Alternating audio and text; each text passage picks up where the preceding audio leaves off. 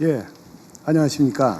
사실 오늘 제가 드리려는 말씀은 이미 네 분의 장관님들께서 미리 말씀을 주셨습니다. 그렇지만 실질적으로 저희 사업을 하는 입장에서는 너무 이 중요한 사항이기 때문에 다시 한번 세 가지의 건의사항으로 요약해서 말씀드리도록 하겠습니다.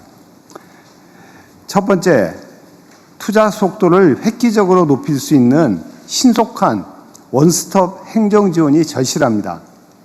용인 국가산단을 포함하여 전담 부서가 이러한 절차를 한 곳에서 신속하게 처리해 주신다면 저희 기업이 더 빠르게 투자하고 사업 경쟁력을 제고하는 데 큰 힘이 될 것 같습니다.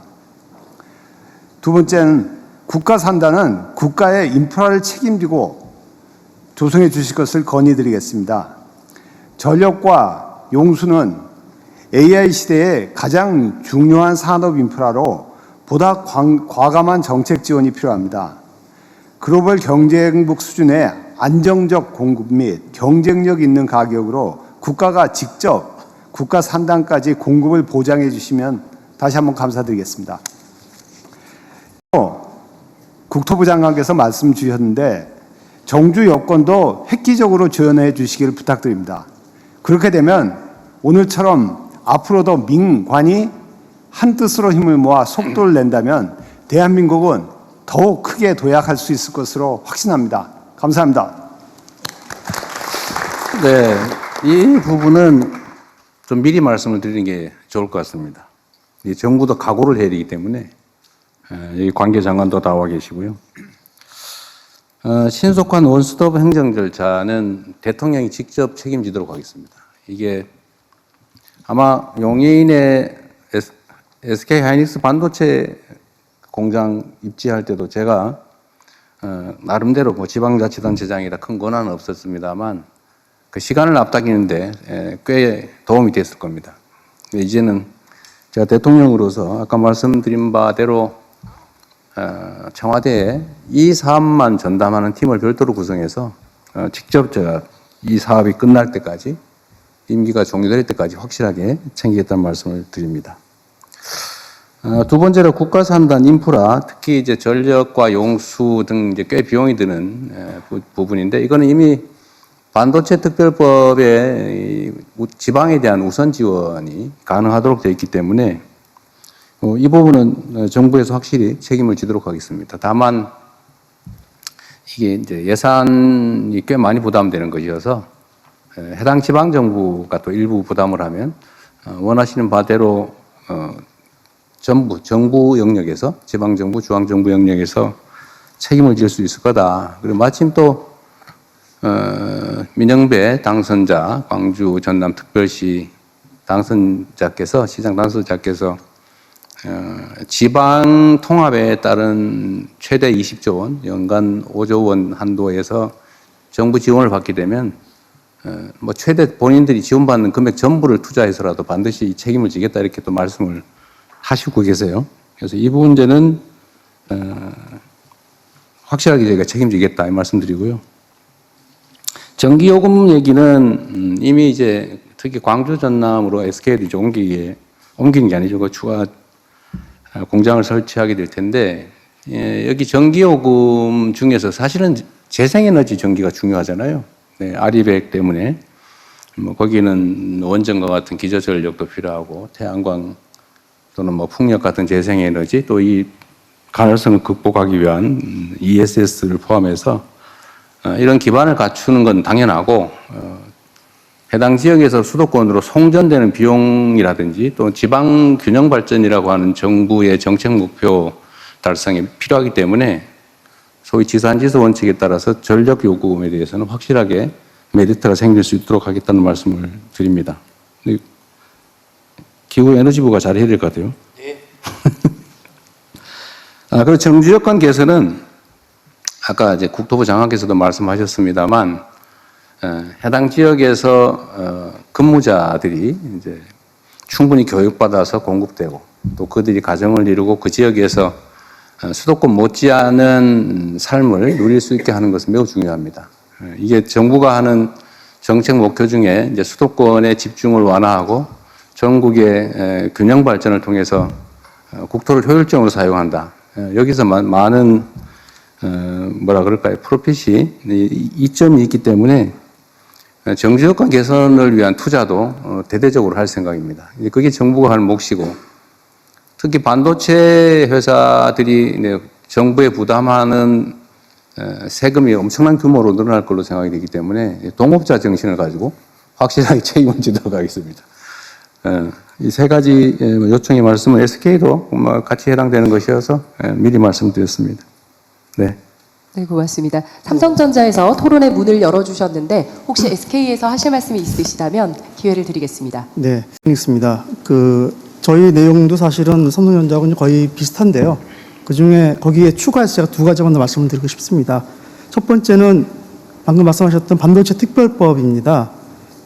이게 감사하게도 사실 이 법을 만들어 주셔서 올해 26년 8월 달에 이제 시행 예정으로 되어 있는데, 이 법에 그 수혜를 받게 되면 산업 기반 시설 구축비의 일부를 국비 지원해 주시는 게 있고, 그 다음에 입주 기업들을 대상으로 해서 규제 개선이랄지 기타 인허가를 신속하게 처리해 주시는 어떤 그런 특례가 있습니다. 근데 아쉽게도 오늘 발표된 내용 중에 용인 산단은 일반 산단으로 분류가 돼 있어서 이 반도체 특별법에 혜택을 받을 수가 없게 돼 있습니다. 물론 이게 소부장 특화단지랄지 첨단 전략산업 특화단지로 지정은 되어 있습니다만, 용인도 저희가 이제 공사 시작한 지 1년여밖에 안 되는데, 여기도 특별법에 수혜를 받게 해주신다 그러면 굉장히, 저희만이, SK하이닉스만이 아니고, 거기에 입주하는 굉장히 많은 저희 협력사들이 같이 혜택을 받을 수 있을 것 같아서 그 부분을 좀 말씀드리고 싶었고요. 또 한 가지는 청주도 오늘 이제 투자에 이제 포함이 되어 있는 지역인데, 청주도 사실 지정이 안 돼 있기 때문에 하다못해 특허단지로도 지금 지정이 안 돼 있어서 그 부분도까지 같이 좀 배려를 해주신다 그러면 더할 나위 없이 좋을 것 같습니다. 두 번째는 사실 그것도 이미 다 준비를 해주셔서 약간 좀 중원본이 될 수 있을지 모르겠지만, 그 정주 여건 관련돼서 여러 가지 하여튼 좋은 그 계획들을 가지고 계시고, 굉장히 멋있는 그런 어떤 플랜이 있는데, 저희가 그 지방에 내려가게 되면 많은 협력업체와 같이 가게 될 겁니다. 그리고 이제 더군다나 그 젊은 인재들도 같이 많이 갈 텐데, 가장 우려되는 것은 어떤 주거나 문화도 있지만 이 교육 문제거든요. 그러니까 자칫하면 또 이제 주말 부부가 생길 수도 있고, 나는 지방에 있지만 우리 가족은 서울에서, 그러니까 그런 일이 안 생기려면 저희가 볼 적에는 굉장히 좋은 고등학교, 굉장히 좋은 초등학교, 중학교들이 있으면 굳이 서울 가지 않고, 아니 수도권 가지 않고도 훌륭한 교육을 받을 수 있을 것이고, 그렇게 된다 그러면은 조기에 이렇게 좀 정착하는데 큰 도움이 될 것 같아서 말씀하셨던 내용들에 분명히 아마 포함되어 있을 것 같은데 다시 한번 연결을 드리고 싶었습니다. 이상입니다. 네, 확인 삼아 아니면 관계 부처의 지시 삼아 말씀을 한번 좀 드리도록 하겠습니다. 일반 산단에 해당되는 용인 SK하이닉스 클러스터는 사실 좀 억울할 거예요. 같은 지역의 산단인데 어디는 되고 어디는 지원이 안 된다, 이런 차이별이 있을 텐데, 일단 원론적으로 말씀을 드리면 이제 이 반도체 산업 자체에 대한 지원도 있어야 되고, 또 한편으로는 이제 지역 균형 발전 차원에서 새로운 이제 거점을 만드는 이 지원의 필요성도 있는데, 말씀드린 것처럼 새로운 거점을 만드는 것은 정말 이 대한민국 균형을 잡는 것이어서 그럼 전폭적으로 지원할 생각입니다. 아까 말씀드린 대로 기본적으로 100% 지원하는 것으로 이렇게 생각하고 있습니다. 근데 용인 산단 문제는 사실 현재 상태로는 이제 용수 공급이나 이게 아슬아슬하고 용수는 그래서 일반 뭐라 그럴까요? 생활 용수 이 사용과 거의 맞춰 이제 0.1% 차이로 맞춰져 있는데, 그게 과연 우리가 예측 못한 장기 가뭄이 발생할 경우 어떤 일이 벌어질지 사실 걱정이거든요. 지금 기온 맞추긴 하는데, 근데 전력도 사실은 좀 무리하게 지금 설정되어 있고, 물론 그 문제도 저희가 이제 어차피 여기를 빨리 완공하고 또 지방에 또 거점을 만들어야 되기 때문에 동시에 추진하고 수도권에 기존에 계획된 것은 신속하게 이제 건설한다는 게 이제 기업의 방침이기도 하고 정부는 거기 전적으로 이제 지원을 할 생각입니다. 그래서 바람직하기로는 사실 이전의 결정이 좀 그런 점들이 고려됐으면 좋았을 텐데 이 사실 이렇게 수요가 폭증하는 걸 그때 당시 예상을 못하고 요 정도면 되겠지. 뭐 수도권에 이미 갖추어져 있는 사이트에다 하는 게 좋겠다 이런 판단을 했던 것 같고 정부도 뭐 거기다 최대한 맞춰보자 이렇게 얘기를 했던 것 같습니다.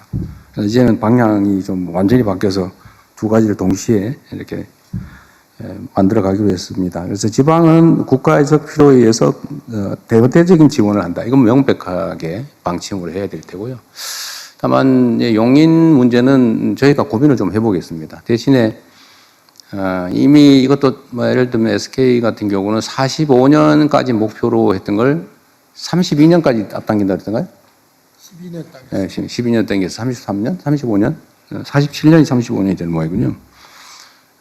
그건 이제 국가적으로도 이익이 되는 문제여서 그 과정에서 생기는 예를 들면 토지 취득의 문제라든지 하여튼 어려움이 되는 점들은 제가 직접 좀 관할해서 최대한 신속하게 문제 해결을 해보도록 하겠습니다. 지원 문제는 좀 이 자리에서 확정적으로 말씀드리기는 좀 어려워서 또 지방에 투자하는 것도 고려해서 저희가 어느 정도의 지원과 협력을 할 것인지 행정적 지원은 뭐 당연히 해야 될 테고요. 다만 재정적 지원을 어느 정도 규모를 할지 과연 할지 말지 부분은 다시 한번 실무적 토론을 한번 해보도록 하겠습니다. 그리고 지방에 새롭게 만드는 생산 거점에 그야말로 정주 여건, 예를 들면 인력, 그러니까 뭐 인재, 수급 여건을 개선하는 건 정부가 해야 될 가장 중요한 일이고 사실은 그곳에 공장을 만드는 게 목표가 아니고 해당 지역에 사람이 많이 살게 하는 게 정부 정책의 목적입니다. 그러니까 그건 기업이 걱정 안 하셔도 일단 그 지역에서 일할 수 있는 자원을 충실하게 양성해내는 거 이건 어떻게든지 해낼 겁니다. 지금 사실은 뭐 상당 정도 갖춰져 있는데 조금만 그 지원하면 필요인지는 얼마든지 양성해낼 수 있을 것 같아요. 일각에서 호남에 인재를 구할 수 있겠느냐 뭐 그런 얘기를 하는데 사실은 수도권만 기회가 있으니까 다 몰려와서 그러지 거기도 충분히 인적 자원이 있죠. 잠재력이 있으니까 제대로 교육하고 희망을 주면 얼마든지 인재 양성은 가능할 거다 생각합니다. 주거 환경 개선이나 문화 인프라를 구축하는 거, 또 사실 보건 의료 인프라도 중요하거든요. 예를 들면 이런 문제도 정부의 재정 투자나 지방자치단체, 지방정부와 협력해서 확실하게 서울에 사는 거나 뭐 경기도 일대, 인천 일대 사는 것보다 오히려 여기가 훨씬 낫다 이런 생각이 들 수 있을 정도로 저희가 챙길 생각입니다. 대학도 마찬가지죠. 대학은 이미 뭐 서울대 10개 만들기, 거점 대학 육성 이렇게 해서 해당 지역에 대학에 대한 지원은 대폭 늘어날 거예요. 그래서 인재 양성이나 대학 지원은 문제가 없을 건데 이제 초중고가 사실은 큰 관심사죠. 젊은 노동자들이 과연 그 지역에서 아이들을 양육하면서 생활할 수 있겠느냐. 이게 최고의 관건인데 저희 정부의 현재 계획으로는 가능한 모든 방안을 다 동원한다. 예를 들면 특수한 형태의 뭐 교육 방식이나 이런 것들도 다 필요하면 도입할 수 있도록 하고 해당 지역이 지금 그 광역통합특별법에 적용을 받기 때문에 이런 예외적 조치가 상당 정도 가능하게 돼 있죠.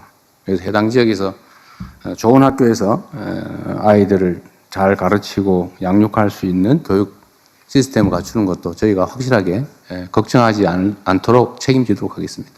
네, 네, 고맙습니다. 하나 안내 말씀드리면 발언하실 때 소개를 꼭 부탁드립니다. 자, 그럼 발언을 희망하시는 분들께서는 자유롭게 손을 들어서 네, 저랑 마주보고 있는 네, 스트라이프 셔츠 네,